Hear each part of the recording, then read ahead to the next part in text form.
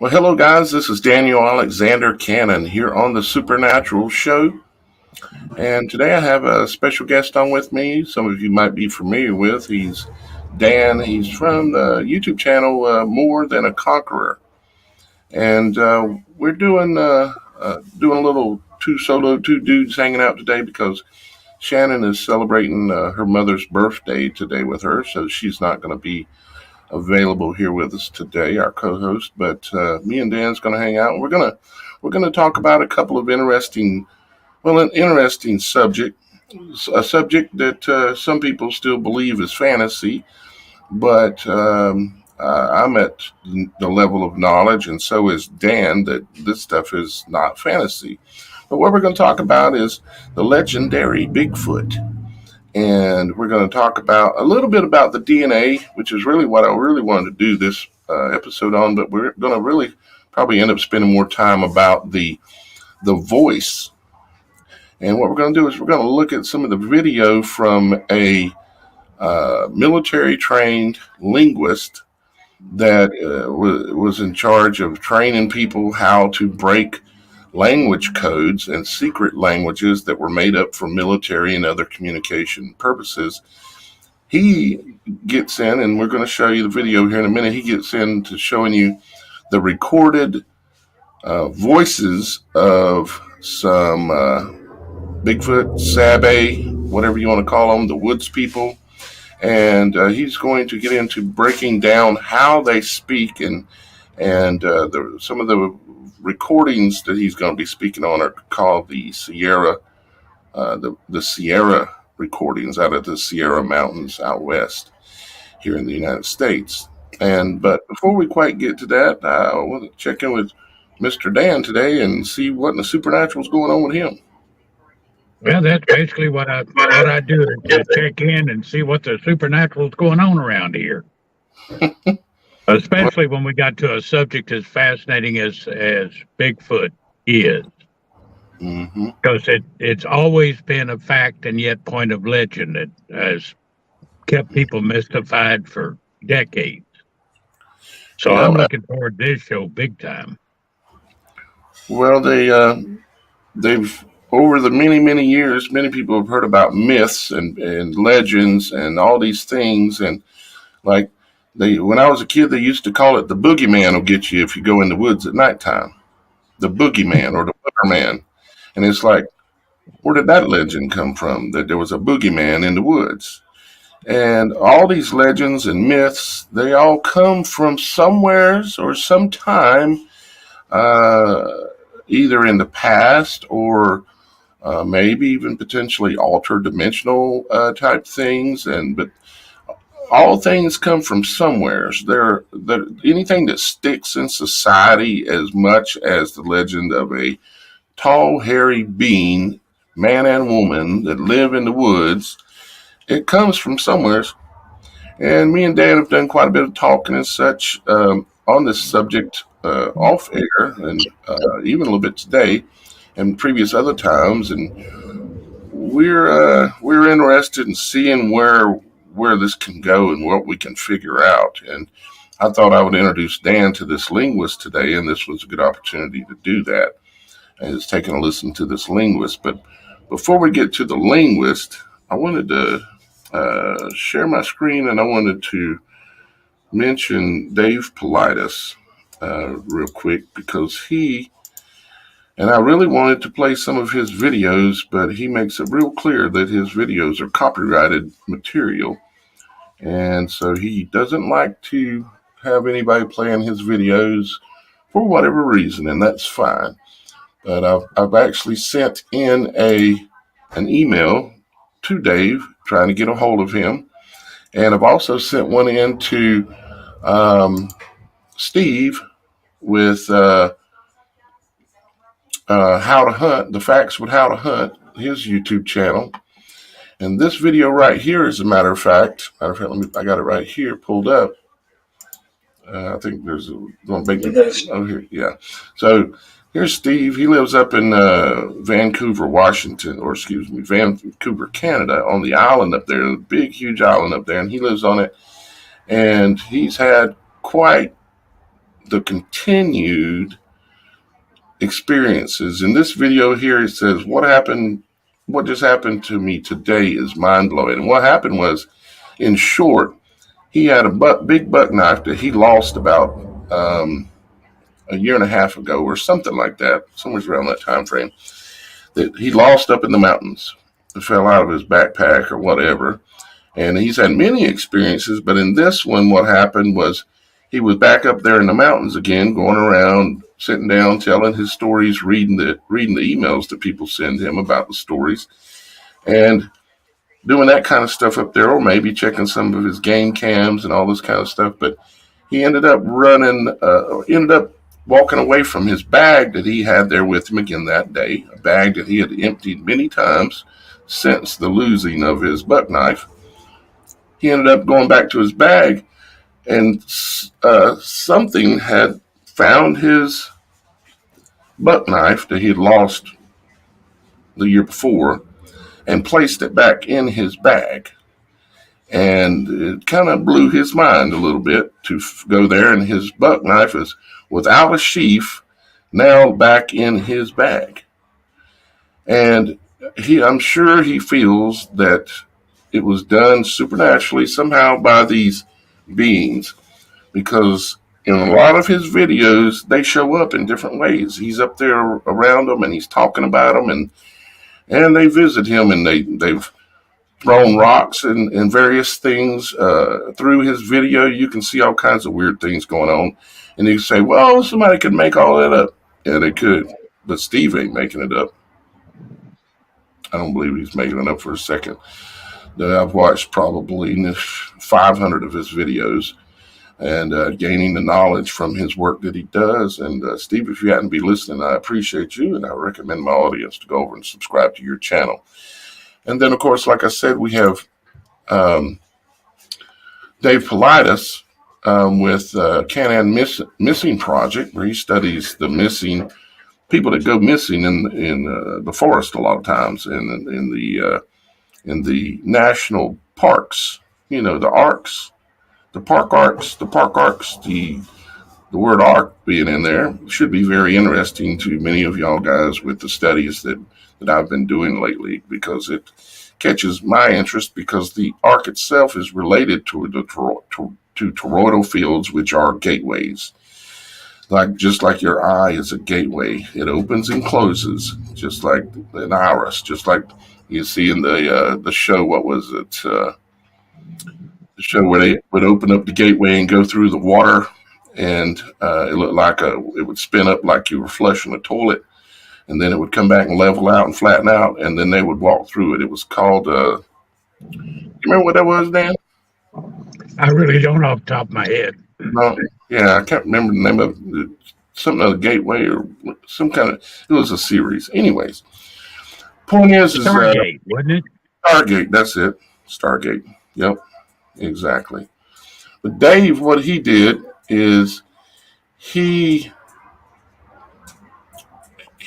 was involved in the collection of a number of samples, a large number of samples. I believe, if I remember correctly, it was in excess of 100 samples of what was believed to be samples that would have DNA of the Sabe people, the Bigfoot, whatever you want to call them, woods people, so on. There's other names that I could come to mind as well.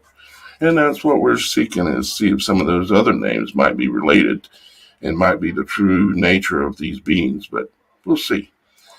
They did the studies and everything, and since I can't get into it, I can't play his video because I want to honor what he's requesting. So I can't play his video, but what I can say is that what they did was they found out that the DNA from the Sabe, with all the different samples, and a lot of it would turn out to be solid samples, and they ran it through the DNA tests and everything, and it come back with having a mother of a female human, but the father is unknown, is unrecorded, no record of that DNA matching any man. It was sounds very familiar, like a story I've heard in some other cases.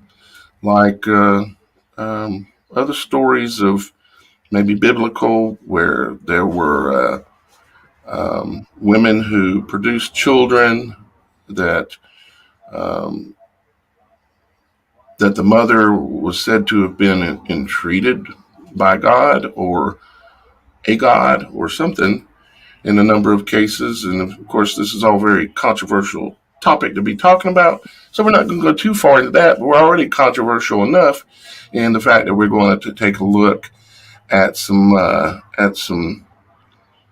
audio. Actually, is what we're going to do. Is we're going to really focus on the discussion of the the language of a Sabe Bigfoot creature or whatever they are.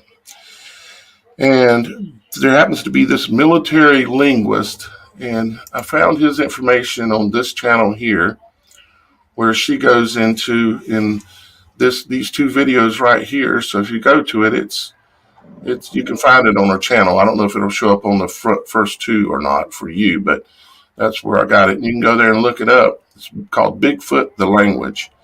And this is a guy that was trained by the military. And what we're going to do is, Dan and I, we're going to play some of this video and listen to it and sit back, take it in, and we're going to stop it along the way and discuss it. His name is, the linguist's name is Scott Nelson, Nelson. And yeah, we're going to listen to it and stop it along the way. And Dan, if you want me to stop it, all you got to do is just speak up, okay? And I'll pause it, and we can talk about whatever you want to talk about at that moment. And then I'll stop it. Okay, so just speak up, and it don't matter when. So let me go ahead and pull this video to the stage here, and let's start watching it. And again, this is a professional military-trained linguist that was trained how to break code of languages, of any kind of language. Even ones that were made up in order to communicate in military situations. A lot of times people have said that they sound like, when they're talking, they sound kind of like, people use the word samurai chatter. Samurai chatter. But we'll listen to this and see what this guy's got to say and comment along the way. So here we go.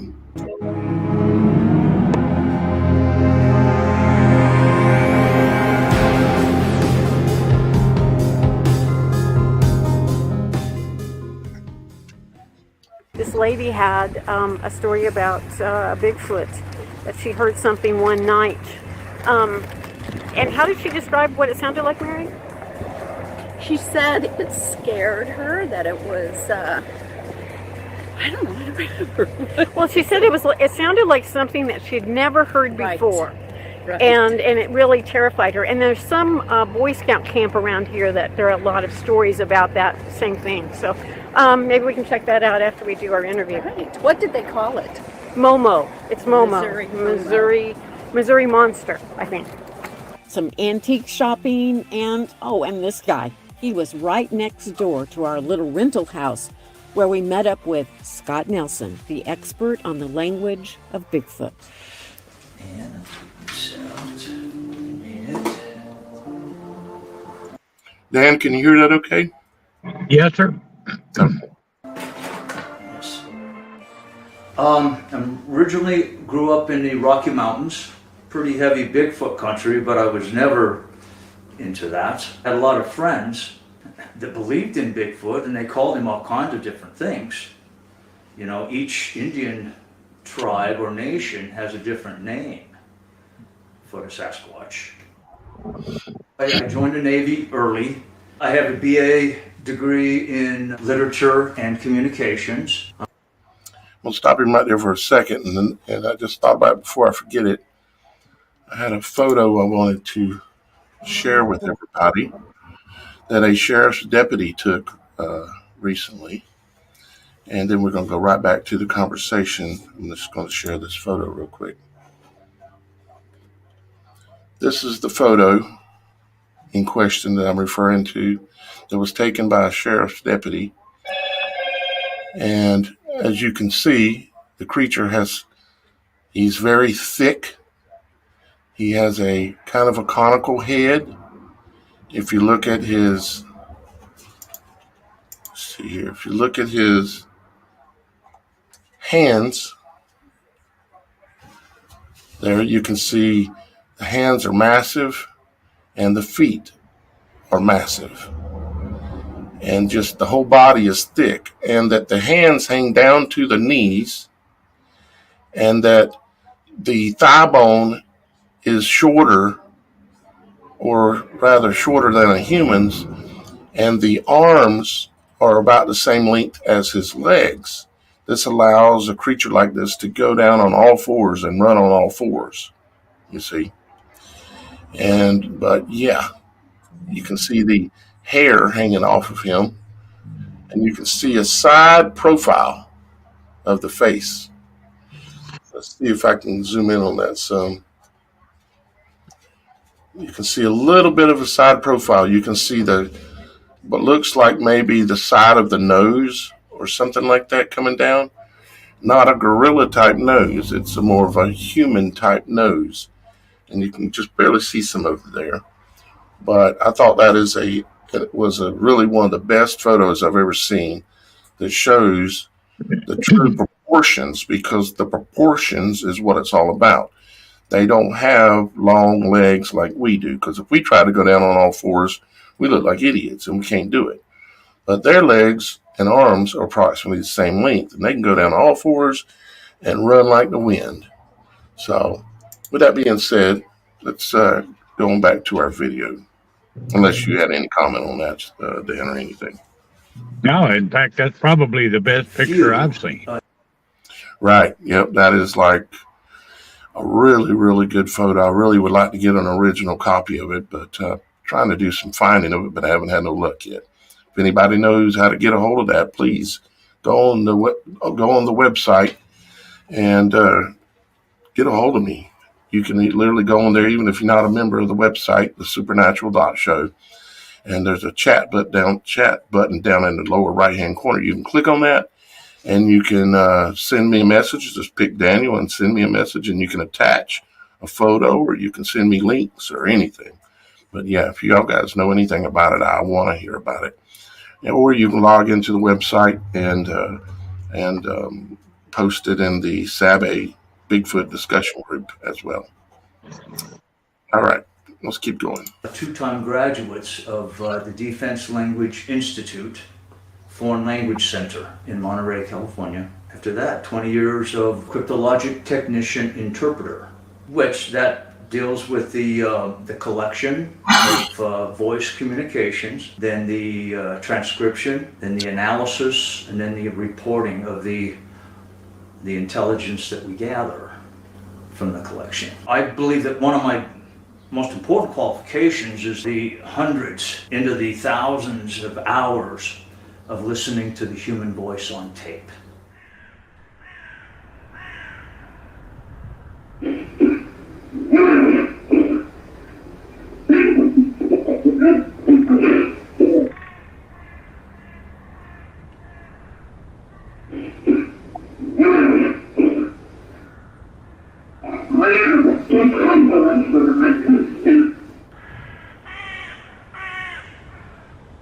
I had my son with me at school. And one day I was teaching at Wentworth Military College, so I had brought him to school with me. He was 12 years old at the time, and he had a project that he had to work on for school. He had to write a paper on UFOs, the Loch Ness Monster, or Bigfoot. Which of those three do you want to write on? He says, okay, let's write it on Bigfoot. I want to say this too, is if Scott, if you happen to be out there at some point and see this video, I would love to have you on as a guest as well.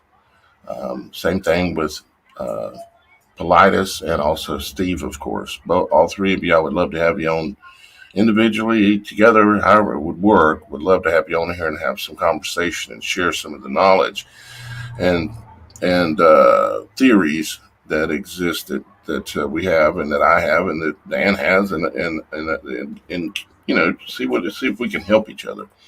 Matter of fact, I sent Politis and Steve an email today, so hopefully they'll be getting back with me. So I said, okay, let's Google Bigfoot. And he says, Dad, what do you think Bigfoots sound like? And I remembered some B-grade movie from the 70s, and I just let out this howl, and I think they sound like, you know. And he goes, Dad, come on. That's not what Bigfoot sound like. I said, well, let's Google it. So we did. And the first place it took us to was the BFRO website, which I didn't know existed at the time. That's the Bigfoot Field Researchers Organization. And it had a little prompt there, Bigfoot sounds. Literally, Bigfoot sounds. So I punched on that, and it brought up the strangest sounds I had ever heard. It gave me little snippets of the Sierra sounds, just little snippets. But in those little snippets, what we linguists would call a morpheme stream, or a sentence, or an utterance, right? I heard something that I didn't believe at first, right? And so I played a little bit more, and I was so totally focused on it because I was amazed at what I was hearing. That my son said, Dad, what's the matter? I said, listen to this. And I went back and I played it again. And I went back and I played it again. And he said, Dad, what are you talking about? He said, that sounds like apes fighting. I said, son, there's language in here. The reason that I'm recognizing this is because all of my years of manipulating the human voice on tape, speeding it up and slowing it down to try to recover the phonemes or the sounds of languages that are not even my target language. We're required to know how to do that. I left that school that day with Stephen, and I couldn't wrap my head around it. But it set me on a quest, if you will, a little detective work to find out where these tapes came from.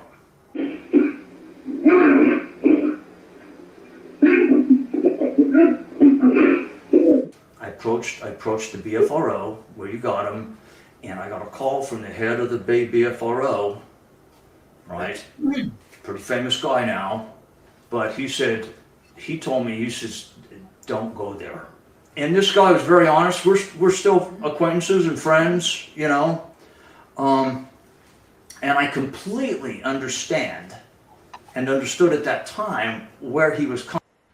Let's pause it for a second because I think someone couldn't stand it and they had to come and visit. Hi, guys. Only had a few minutes, but I wanted to pop in and say hi. Good afternoon, Miss Shannon. Good afternoon. Yeah, I somehow had a feeling you weren't going to be able to stand it. You was going to pop in somehow or another. Me and Dan were talking about it before we went live. But we're listening to this military trained linguist. I don't know if you heard much of it so far or anything, but it's military trained linguist, and he's talking about the language that has been recorded a few different times, and he took it serious and ultimately got into analyzing it and breaking the code on the language and stuff like that. And he's explaining how all that works, and we're starting to get into it anyways. One of the coolest things was, when I remember from his interview here, was he explains that they speak on the inhale and on the exhale. And they speak extremely fast. They're not drawing out the words like I'm doing, like this. Hey, how y'all guys doing? I'm down here in South Carolina. They talk pop, pop, pop, pop, pop, pop, pop, like that. You know, Your impression is pretty good. Yeah, pretty good, right? But I practiced it quite a bit, actually. But on the inhale and the exhale is how they speak. And of course, they have a huge chest, huge lung volumes. and their vocal system is different than ours in some ways. But yeah, that's what we're doing. But glad you had a moment to drop in. Yeah. But for the purpose of the audience, let's keep listening to our man here explain things. Okay. Coming from. He said on that phone call, he called me, right? Because I'd sent him a big email as to what I had. And I was just trying to find the tapes. He called me and we had a good conversation. He says, Scott, if you go there, it will throw a big wrench in what we're trying to do. He said, we're in the middle of a big battle right now. Struggle against science and everything, all the institutions, right? Just to try to prove their existence or to get science to accept the fact that just even the possibility that they exist. He says, if you come out with this now, it'll throw a wrench into everything we've tried to do for years and years.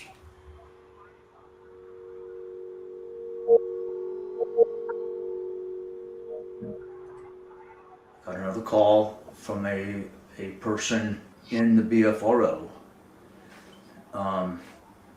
that was interested in what I had. I will say this, just making commentary when it comes to the BFRO. I sent in a communication to them, to this organization some years back. Well, not that long back, but a while back. And explaining, talking about some of the supernatural aspects that I had experience with when it comes to the Sabe, Bigfoot. And they never responded to me, and my stuff never showed up on the website. And Lord forgive me if I'm wrong, but what I think the BFRO is a, if you want to control an organization, lead it. Or if you want to control a conversation, lead it. And so I think that for the majority, the BFRO are agents or people that are being controlled by agents that are trying to narrate the story of Bigfoot in a certain way, of them being some kind of a half monkey, half man kind of thing, and it's not exactly like that. And completely ignoring the supernatural aspects of these beings and their supernatural capabilities and their level of intellect being at an extremely high level.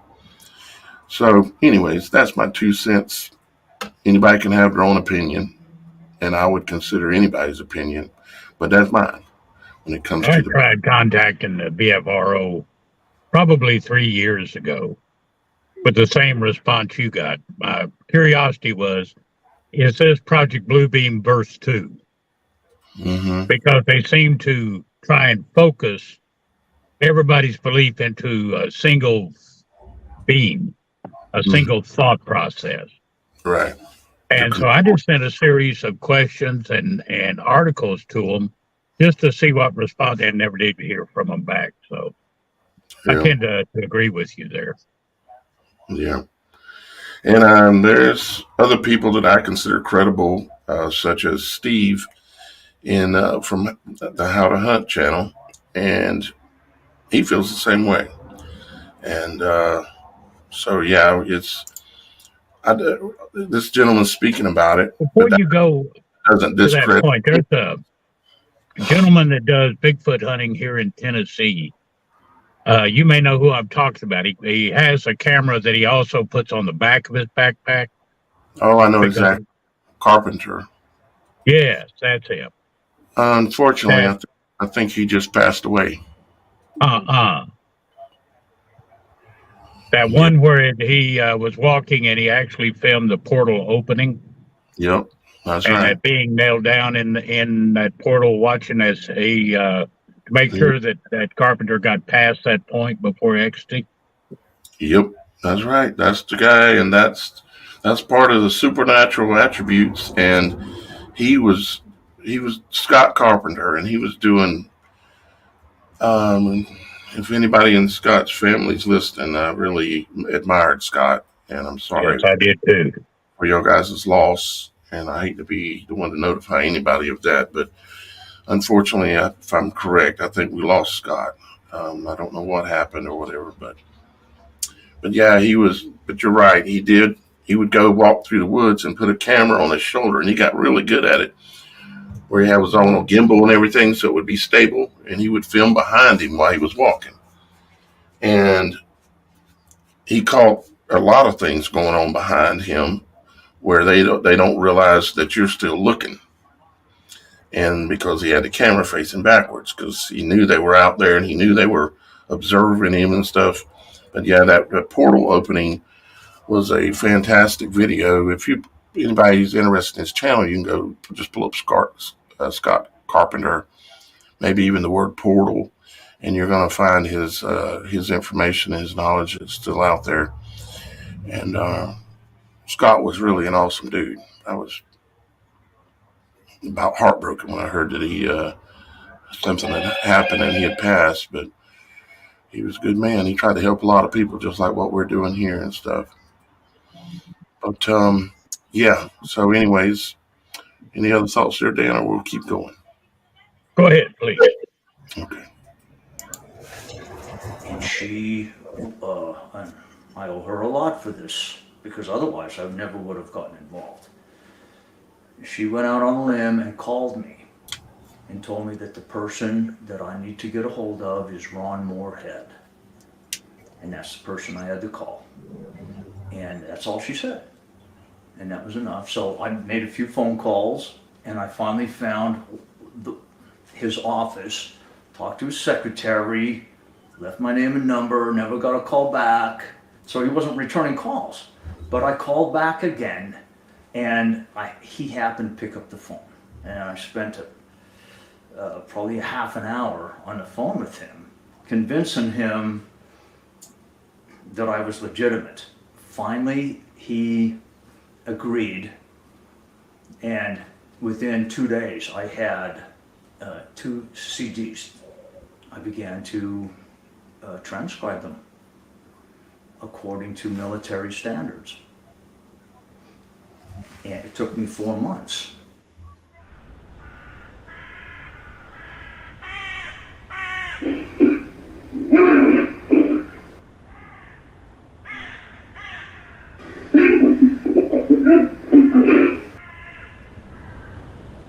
The 2 different tapes. One was recorded by Al Berry in 1972 up at the top of the Sierra Mountains in what they call the Sierra Camp. And the other tape was what I call the Moorhead tape, was recorded by Ron Moorhead in 1974. So they were spaced out by 2 years, but both recorded at the same place. Some difference. I believe that they were the same creatures or the same family unit, but they were different in that. In Ron's tape, I believe they were trying to slow their utterances down to try to communicate with the humans. They were trying to actually, of course they couldn't, because their language is so different. But I believe that they were trying to slow the prosody of the deliverance down. No, 72 tape, the delivery of the utterances was at least twice as fast as that of humans by the Sasquatches. If these creatures are actually Sasquatches, I can't say what they are. All I know is that whatever it is, it's not a human being, and they're speaking in complex language.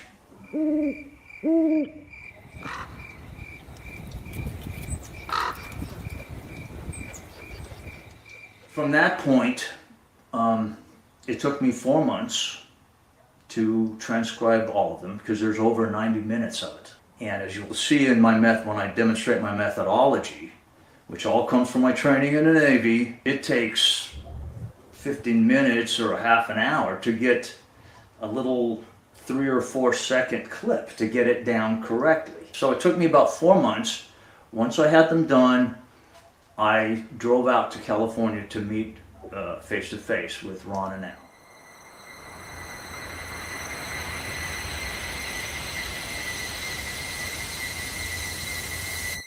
I drove out to California to meet Ron and Al personally. And one of the first things I said to them is, I cannot believe that I am the first person to detect language in these sounds. And it had been 35 years. I had read by that time I had read all of the Bigfoot books, including a new book that had just come out at the time, Sasquatch Meets Science, very, very good book, written by Dr. Jeff Meldrum, who's big in the research community. Not in any of these books was there ever one hint that these creatures might have a language. And so I brought that up to Ron and Al. I says, I don't believe that I could be the only person ever, the first person ever to have discovered this. And they looked at each other and they looked at me and says, Scott, we always knew. Especially Ron, because Al remained a skeptic for a long time. But they said, yes, we always knew that they were speaking a language to each other. He knew there was more than one. In Al's tape and in Ron's tape, has to be a massive male because of the resonance and just, the feel. You can almost feel the power of their utterance. And then there's a female. Obviously, and coming. Speaking of the power of their voices, Shannon and Dan have both heard me say that I live in a place here near the coast in South Carolina, and they're here. And there was one night where we were walking. I've been having a lot of different types of encounters with them, from them slapping the side of the house many times, and them doing rhythmic beating on the ground and things like this at night about 3 a.m. when I would set up at late at night. And then they also, one night, I was walking up on the porch and we were standing there, and all of a sudden we hear, and this isn't going to give any injustice, but it goes something like this.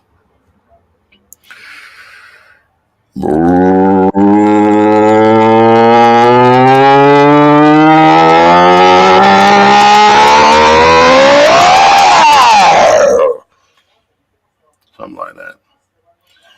But it was much longer than that, because I can't hold it as long as it did. It held it like 15 seconds, and it repeated it 3 times. And it was so deep and powerful that I immediately knew what it was. And I immediately knew that there's no creature, no bear, no nothing in the woods here that can do that. So, yeah. Before you get started again, Daniel, one of the comments came by just a few minutes ago saying that they were a Bigfoot researcher in Canada. Oh, okay. Let me look over here and see. There it is, right there. Zach. It says Zach Michael. I can't quite see the comment for some reason. My video is blocking it where I can't see it. Let me make it bigger here and see if I can see it better. Okay. I'm not going to try to pronounce your last name, brother Michael Hall or something like that, but I appreciate the comment. You're in Alberta, Canada. I believe you're 1,000% correct on agents controlling the narratives. Yep. That's what's going on with this, because they don't want us to know truth about anything. But that's not what the Supernatural show is about. Isn't that right, Shannon? That's right. We ain't gonna tell the truth here, or we're gonna find the truth, and then we're gonna tell the truth. And as best we can by our God-given abilities. We're going to find that. Let's see here. I'm looking over in the comments since I'm over here real quick. Somebody likes my impression. Your impressions are getting good here. Y'all guys remember we just had a guest on the show a couple weeks ago that here locally that seen one in the woods. There was three of them walking in. Three of them, I think he said, walking in a line, and the one in the front was 15 foot tall. See, when you go out and you're looking at the woods and you're thinking, I wonder if there's any Sasquatch, and you're making a mistake right out the gate because you're looking at something that's 6 foot tall and you're looking for head or eyes or shoulders or anything down at their waist. You've got to look way up and higher, and you've got to look at the dark spots. Anywhere that you can see that you can't see nothing, that's where they would be. And sometimes you'll see a swaying movement in them. They'll do like this and sway. But they typically will be behind trees, even if they're visible at all, because it's pretty apparent at this point that they've got supernatural capabilities when it comes to coming and going places. I don't know if they have the ability to open portals or if they just use them because they know of them. I'm not sure. Well, since we're paused for a minute, I gotta go. But I wanted to pop in, guys, and say hi. And real quick before I leave, I just picked up some really cool Supernatural show merchandise. It's Christmas time, and I wanted to just share that. I'll be wearing them when they come in, and Nice. Throw that out there. But yeah, I'm getting ready to order a few things for myself from our site too as well. So, other than down with that. I want to say thank you for letting me pop on, even though I'm kind of in and out today, and it's my mom's birthday, so I'm gonna go pick up my son and get all my stuff done for my mommy. Okay, Miss Shannon. Wish her a happy birthday from me, please. I will. And I hope you guys have a beautiful, blessed day. Praise Jesus. And don't forget to like, share, and subscribe and find out what is going on, what in the supernatural is going on. I almost messed up my tagline. What the heck? All right. Bye, guys. Bye. See you later. Bye, Miss Shannon. I'll be watching, so just so you know. Okay. Oh, we'll keep it supernatural then. Oh, you better. No, okay. Bye.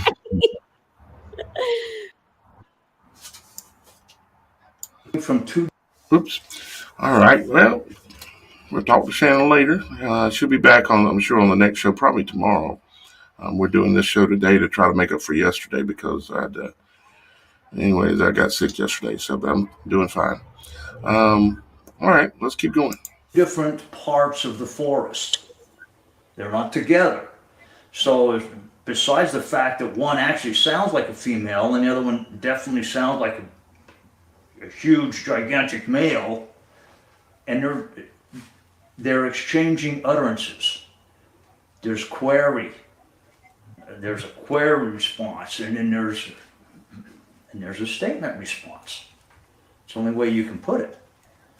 So that's what they said. They understood.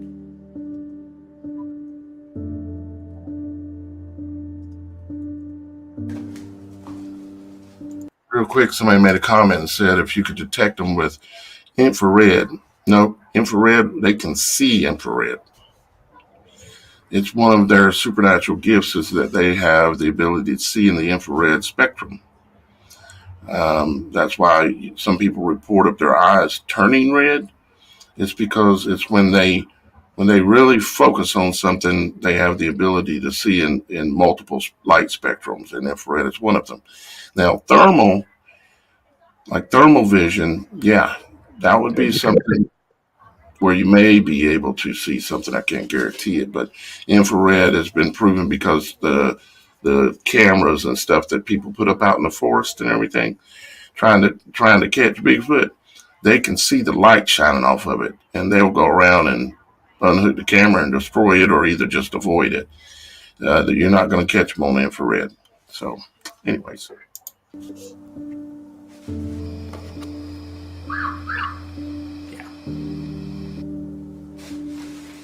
This is what we call the Berry tape.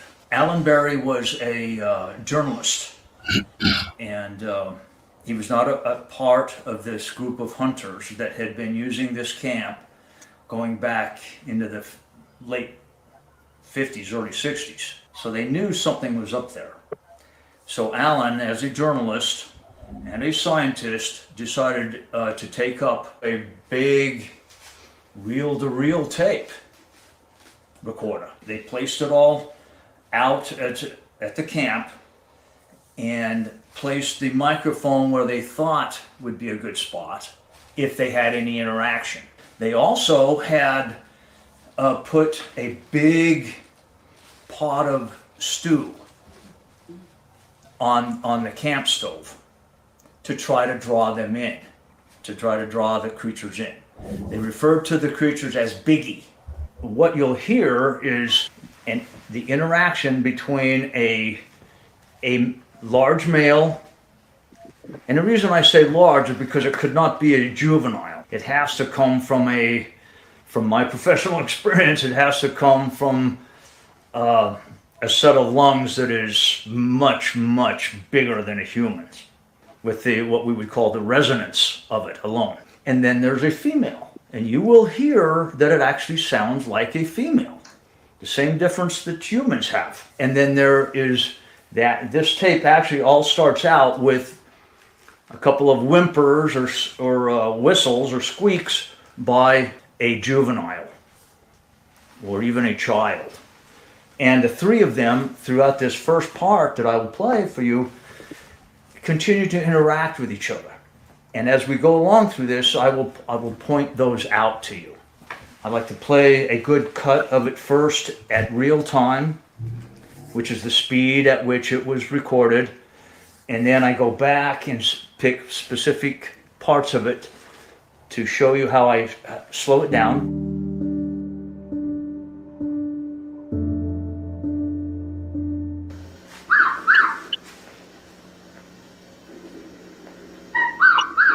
That's obviously the juvenile who starts the whole conversation.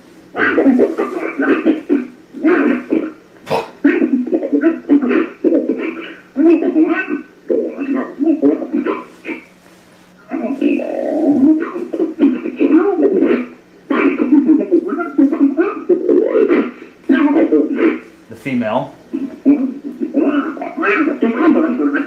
That's the female. It's also the female. You will be able to hear the difference.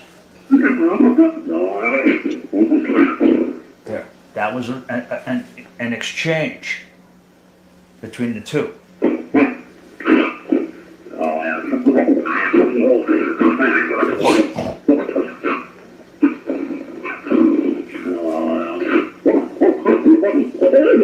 Befawadi, Befalulu. Even at real time, you can begin to hear the exchanges, what we call conversational terms. In other words, I take a turn to speak to you, and then you take a turn to speak back to me.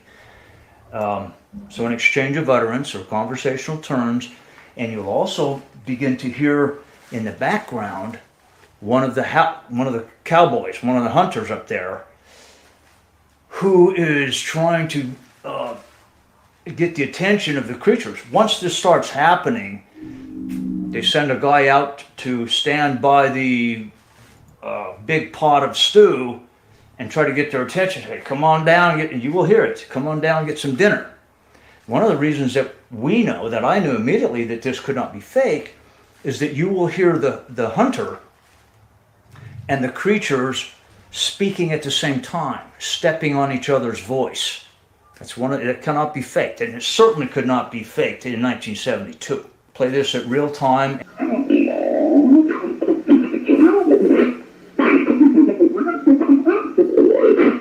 They are making, by the way, they are making sounds that humans can't make.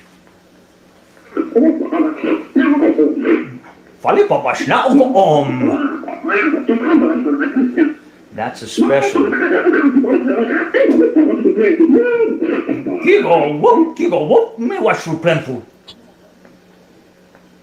Once you are clued in that this is a language, your mind is ready to accept the fact that these creatures are speaking a language. You can begin to hear it.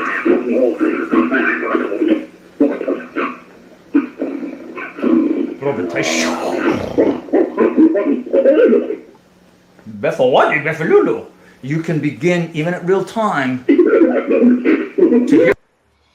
I was going to say, you mentioned talk about them speaking so fast. Here's an example in a different type of creature. A bird that chirps. He's speaking as fast as a fax machine. That's where they learned how to develop the fax machine and the communication at that level and speed. Birds, you think they're just whistling, but what they're doing is they're saying whole tons of information.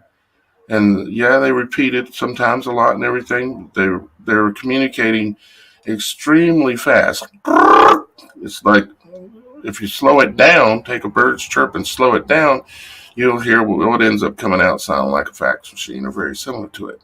So a lot of creatures communicate and speak in a lot of different manifested ways. And this is just how, we're considering the possibilities of what this gentleman is saying about these. The language.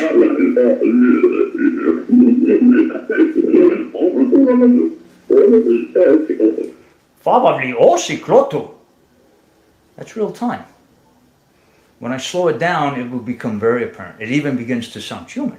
How do we know it's not a human and you've just speeded the tapes up? Well, no. You will hear the difference. Because humans can't make this. This does not sound like a human's voice speeded up. We all have heard human voices speeded up, even very fast. It sounds like the chipmunks. This does not sound like the chipmunks.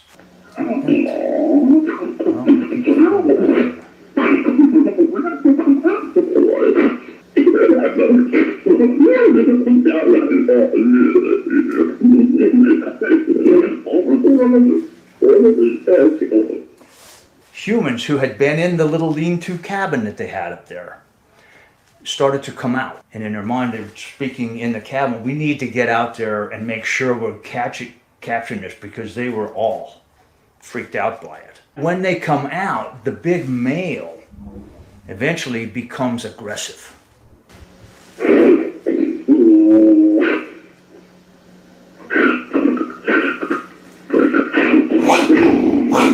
We call that a snarl.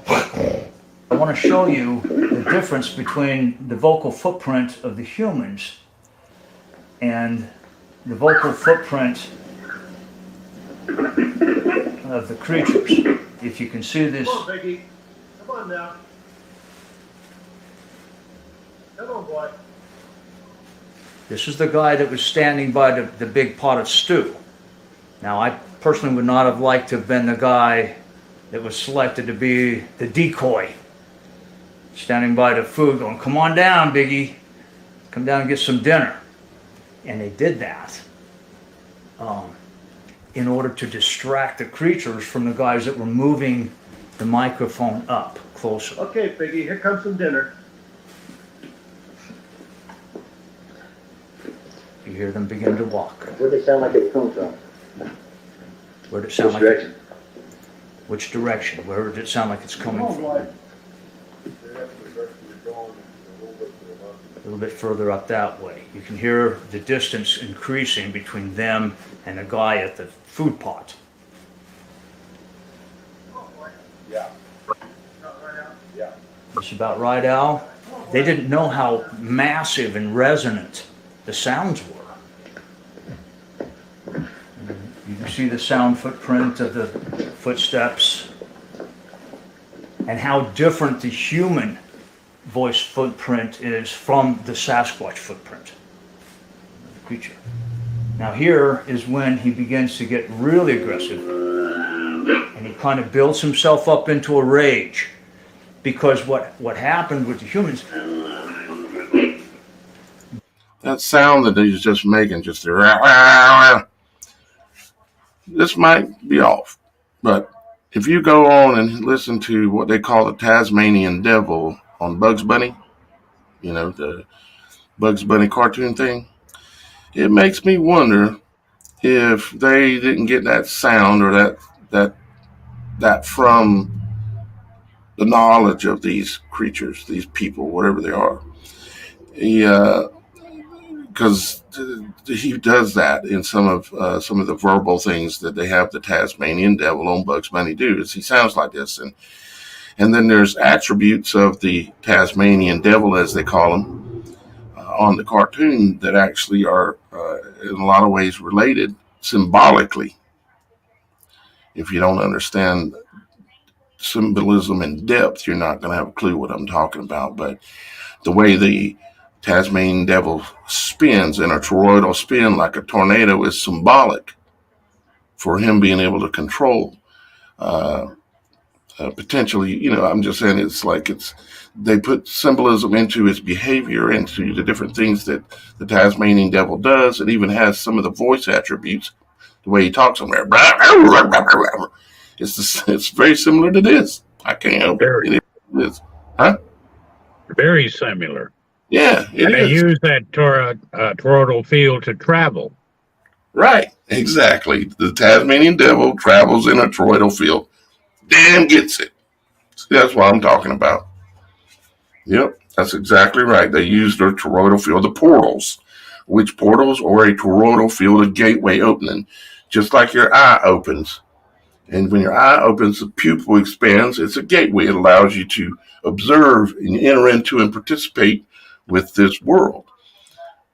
Just like your ears go in, and if you look at the inner ear, it's in a toroidal spin, just like this. And there's other things I could get into all over the body, but that's a whole nother show. But yeah, Dan, you hit that nail on the head. Bam! They don't go immediately back into the cabin, into the lean-to. So the big male begins to get aggressive.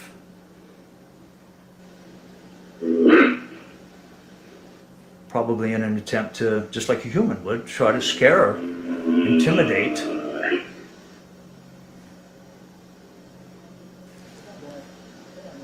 Now here, you see the humans and the creatures stepping on each other.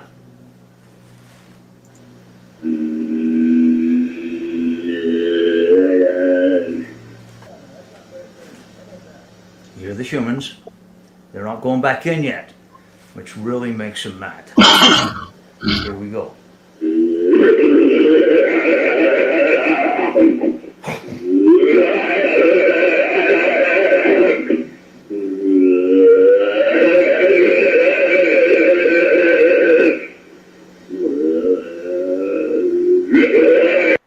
That same thing again, the Tasmanian Devil, I've heard him do it on the Bugs Bunny cartoon.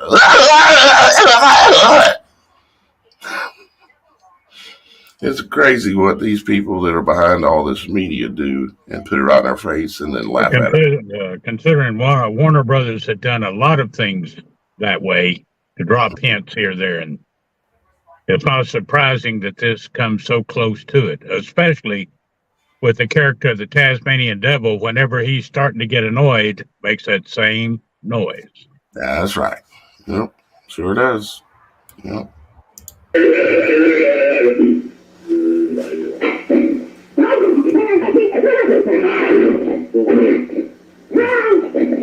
That's the female.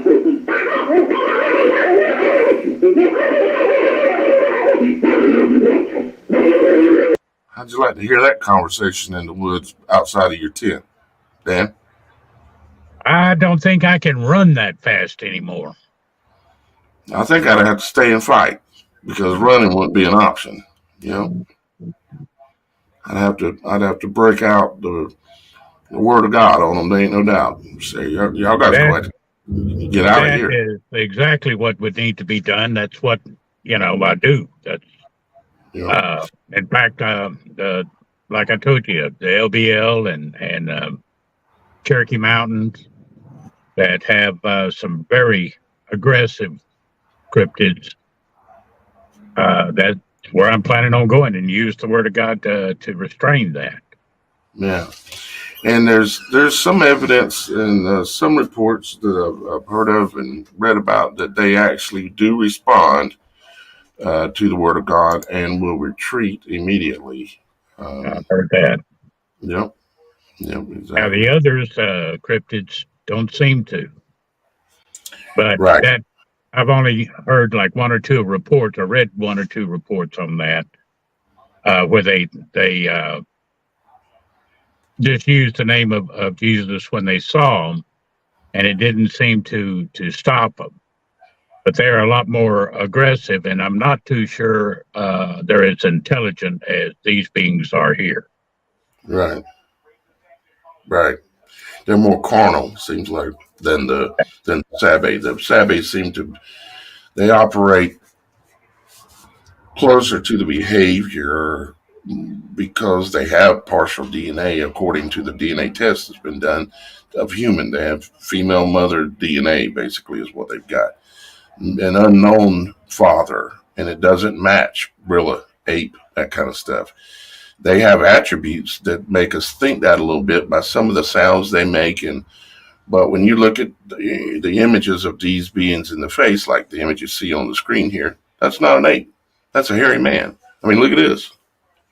I got that impression down too. You know, I'm a hairy man. A little joking around there, but the point is that these ain't apes, and we're trying to discover what they are. And it ain't just talking about Bigfoot here. Me and Dan have more purpose to this than than just talking about Bigfoot. What are they, and why are we worrying about the hairy men in the woods or some things sneaking around that we can't find hardly? Or because it's biblical in nature, for one, or at least there's potential in it being biblical in nature, for one. And there is things that me and Dan are looking into and trying to discern and understand that are related to it's important, and it will come into play at some point. I mean, even just the thought of the burden of Babylon being a prophecy that would come true one day is quite interesting if you've ever read it. If Steve with How to Hunt would look up the burden of Babylon, it's a big biblical prophecy. Look it up and read that. You're going to have to make sure you understand what those words mean, because the words that you're going to be reading are going to be in English. The words that they were written in is going to be, I believe, in Hebrew or Greek. Of course, it's Hebrew or Greek, but you're going to need to translate back. It's in Isaiah, I think it is. And you're going to need to look and make sure you understand the meaning of some of those words, because it's going to call out a centaur and some other kind of creature-sounding names that you think of being mythical. But one of them is if you start decoding it back, you'll find out that it's talking about these mighty men of the woods, the hairy men, this kind of stuff. And That goes all the way back to the Tower of Babel. Yep. Yes, God scattered the languages, but there was a group that were turned into beasts. Mm-hmm. Well, they would have a separate language themselves, mm-hmm. which at least has a foundation for discussion as to what we're looking at here. Mm-hmm. Because this is an organized language. Right. It appears to be so.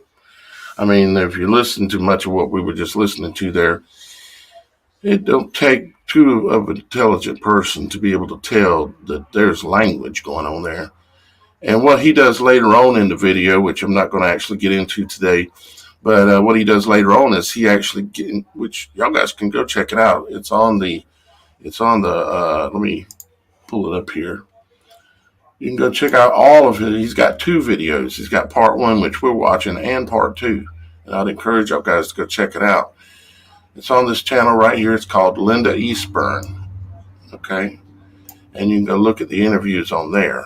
I don't know if Scott Nelson actually even has a YouTube channel or not, but it's. I'm trying to think what I was going to say a second ago. He goes into just all the different attributes and everything of the language, and he slows it down. He slows it down so that you can hear them talking, and it sounds. You can tell they're holding a conversation, and there's a female and a male, and there's a minor there, a younger one, and the male is like, "I'm gonna kick some ass. I ain't putting up with this," and the female's like, "Leave them alone. We got dinner over here. Come on back quick." It's just like a man and a woman arguing, and then you hear the child charming in, every now and then as well, and you hear them, and it's like it's human-like behavior. I mean, if you're, let's say, okay, this property where I'm at here, if all of a sudden I'll go outside and I see somebody or whatever, something out here on my property, what's the first thing I want to do? Get the heck off my property. I'm going to use my voice. And what was he doing? He was trying to scare them away. He doesn't necessarily want to engage physically, which is why people in general try to engage in verbal judo with each other in order to try to intimidate, to keep from having to fight. Because when you get into a fight, people get hurt. Even them, they know that humans can hurt you. They know that humans have guns. They know also that we have a thing called dominion, especially the people who are aware of their dominion. And so they're not really wanting to engage with us, but they'll try to scare you away if you're someone who can be scared away, or if you're not, maybe you're someone that can stand there and control your emotions and control your dominion. That there's nothing on this earth that can hurt you if you stand in that place. But, we're getting off into another subject again, of course. But well, the main thing is, Daniel, is that it makes no sense at all that two beings would stand there and babble at each other without the other one knowing anything about what they're saying. Right. Mm-hmm. And they actually paused and stopped and allowed the other being to return the conversation. Mm-hmm. That's a conversation. That's not babbling or making noises. And the woman would sometimes step on him when she would start, coming back at him a little quick sometimes, but then they would go back and forth where they would not step on each other. It's very, very fascinating. And I thought that y'all guys would like to be introduced to this area of discussion, as also with the area of discussion that is tied directly to this, their DNA. Why does it have the DNA of a human mother, but the father is undeterminable? That sounds like I remember Ron Wyatt, and when he found the blood from the Ark of the Covenant in Golgotha, the skull, which is another long story, which I've had here on these previous shows, so you can go back and get into that too.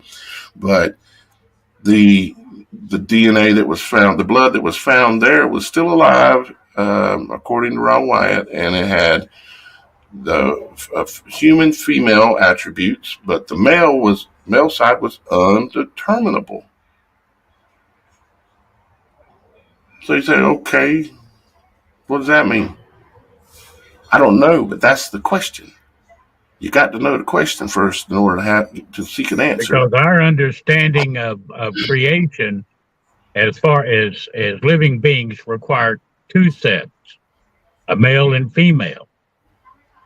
Never before, until we started finding things like this, did you find just one set of DNA, one contributor. Mm-hmm. That means the other had no partner at all, at least not as we know it. Yeah. Not sex, maybe even as we know it. Maybe it was something else. I don't know. I'm not saying anything what anything is. I'm saying I got questions. The other one is that fascinates me is that if you take a look, these beings usually, now that it's not always, I mean, you have the skunk ape and things like that are in different elevations, but most of these are gathered in mountainous areas. And when you take a look, Moses going up on the mountain to meet God. That's right. Jesus on the Mount of Transfiguration, going to set foot on the Mount of Olives, was crucified on Golgotha. Where did the fallen angels come down to? The Mount Hermon. Hermon. It has to so do there with... is something else I think that may even be a limiting factor as to how far they can range because of whatever that means. The questions. Yeah, the questions. If we can find the questions, because it's easy to ignore it all and not, oh, it's just some fantasy thing, Bigfoot. Or, oh, it's just some fantasy book called the Bible. Oh, it's just all these things. Well, then you're just ignoring everything. You're going to never learn nothing because you don't have any questions. You got to have the questions. You got to find the questions. And once you find the questions, if you try hard enough, you're going to find some answers. And that's where we're headed here with the Supernatural show, is to try to find some of these answers to some of these things that are going on. And guys, I think we've ran it about long enough today. I'm going to go ahead and finish up the show here. I appreciate all y'all guys being here, and I thank Dan, my brother, and from another mother, and my brother and our Father in heaven, from our Father in heaven, and I greatly appreciate Dan taking the time again today. I can tell it's starting to get dark there, and it's dark here. And we'll do this again, Dan, as you know. And Dan's gonna have a page on the Supernatural.show website here soon, where y'all guys will be able to go there and get a hold of Dan if you want to. Yeah, Dan specializes in spiritual boots on the ground warfare. If you're having a problem, something of this nature, or any kind of a supernatural nature, Dan is going to be able to help you with that kind of thing. And maybe I can too, but Dan has really impressed me with his knowledge in this realm, and I take his counsel seriously. So be looking forward to that, to being on the website. The website is thesupernatural.show. And y'all guys can go there and become members of it. There's a free membership level, and then there's a $3.99 a month level, and there's another level at $14 a month, depending on what access, what information, what type of stuff you're interested in. So with that being said, Mr. Dan, thank you so much for being on the Supernatural show today. And it was all my pleasure, my brother. And of course, we'll be back to you again very soon. And I'm sure Shannon will be back next time too, our co-host. So until then, guys, we'll let you go, and keep your eyes open. Don't let anybody tell you anything. You need to prove all things in this world. You prove it.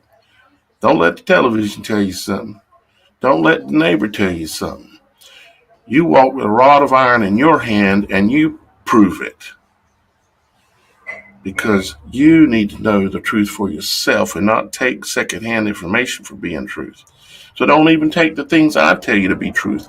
Prove it. Okay, guys? I love you. Our Father in heaven loves you. And we'll see you next time on the Supernatural Show.